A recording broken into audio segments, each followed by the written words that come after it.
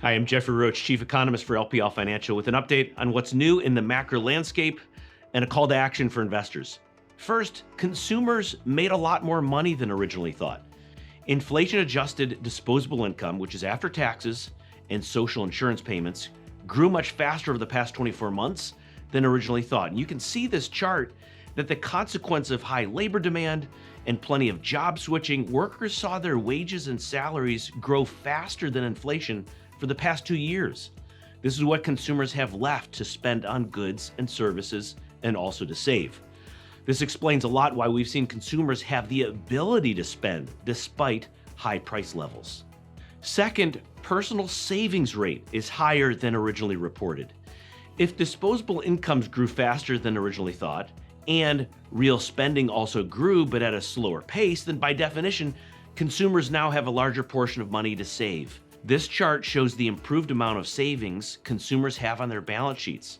Just take this past July, for example. The initial estimate for July personal savings rate was 2.9%, but after a more complete analysis, consumers' personal savings rate was revised up to roughly 5%. This is getting close to the pre-pandemic average of 6.5%. A higher savings rate means consumers have a bit more buffer to manage any potential shock. Third, the job market is slowing in some sectors.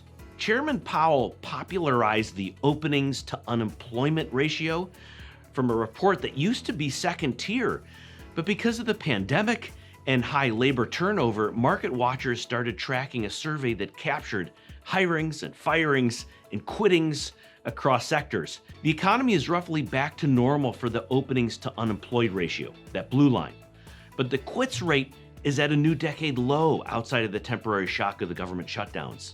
Now, what I think investors should be cautioned with is the quits rate is highly concentrated in low-skilled sectors like leisure and hospitality. There's a bit more churn still for those with higher skill level. So what does this mean for markets? Expect a slowdown in hiring in the near term. Expect interest rates to fall through the next 12 months. And finally, we should expect consumers, particularly those with middle and upper incomes, to weather through a slowdown and help the economy stick that soft landing. Well, that's all for now. If you want more insights on global market trends, follow us on social media and take care.